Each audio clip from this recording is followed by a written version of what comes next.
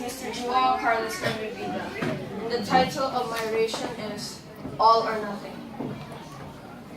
God is calling this generation to its true purpose in Christ.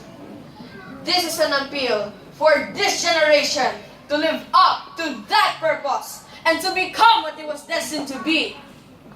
All or nothing is a battle cry. A cry to rally and stir up a generation that will give God their all or nothing at all. A generation that does not make Christ simply a part of our lives, but a generation that puts Christ at the center of everything we do. We live in a generation where apathy is the norm, not the exception.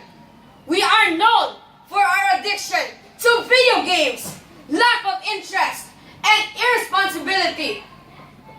Researchers suggest that this is the most biblically illiterate generation in history. It's time to change that. When Jesus tells us to love the Lord your God with all your heart, soul, mind, and strength, this is not a suggestion, but a command. So let's be the generation of Davids, the generation of Joshua's and Caleb's, the ones who boldly take a stand for the one true God. We live in a time when the most you're called to give God is a few hours a week for a youth group and maybe a couple more on Sundays. We say, "Here God, take this part of me, but I'm going to keep the rest." We compromise. Giving God everything isn't even on the radar. Sports, media, and friendships fill up our time and deplete our physical energy when it should be devoted to God.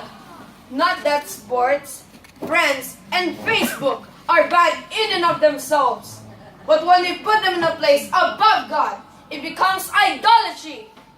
When we build our lives on anything but God, that thing, though a good thing, becomes an enslaving addiction.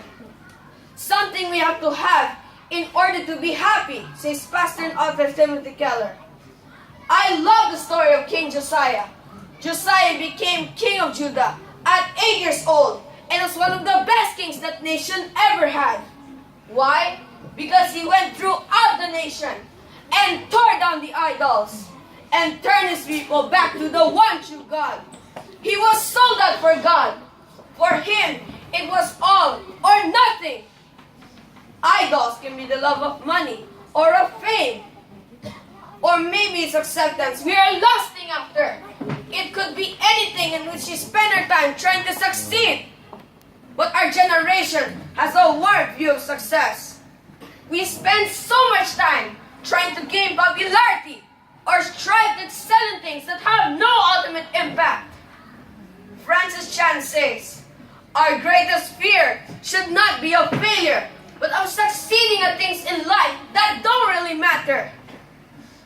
Jesus Christ was beaten to the point where he was barely even recognizable as human.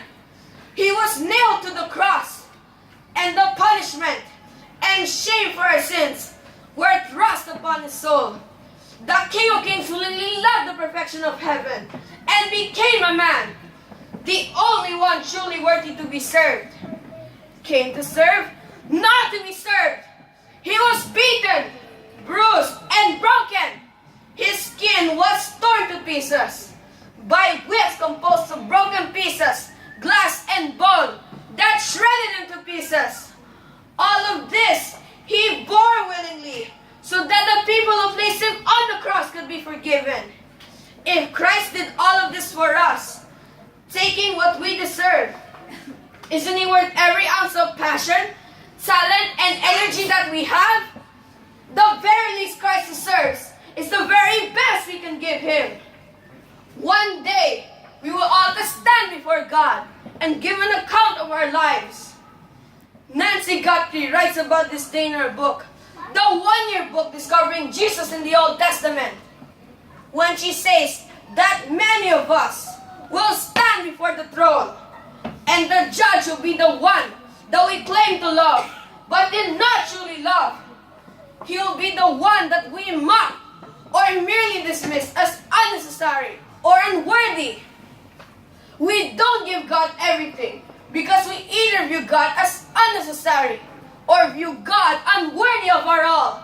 We don't think giving God everything is worth it.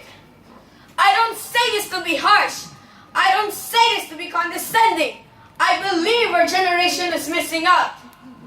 Dietrich Bonhoeffer was a man who was martyred, standing for Christ against the Nazi regimes. He says in his book, The Cost of Discipleship, when Christ calls a man, he bids him come and die. Jesus says to us, take up your cross and follow me. Luke 9 verse 23. That doesn't sound very half-hearted. The words of a young missionary and martyr, Jim Elliot, ring loud and clear when he says, he is no fool who gives what he cannot keep to gain what he cannot lose. Our generation tries to compromise what Jesus is commanding us to do. Or maybe it's that we're not willing to compromise. We are not willing to compromise our reputations or friendships in order to give God everything. God cannot use people who are only partially devoted to Him. Jesus Christ changed the world with 12 men who were willing to give everything they had, including their lives, for His purpose and plan. Guillermo Maldonado says in his book, How to Walk in the Supernatural Power of God, the only ability God requires is availability. I don't know about you, but I want to stand before Christ one day and have Him say, well done, thou good and faithful servant. Let's be the generation that says, God, I will give you my all because you're worthy of it. The generation that says, it's all or nothing. All or nothing.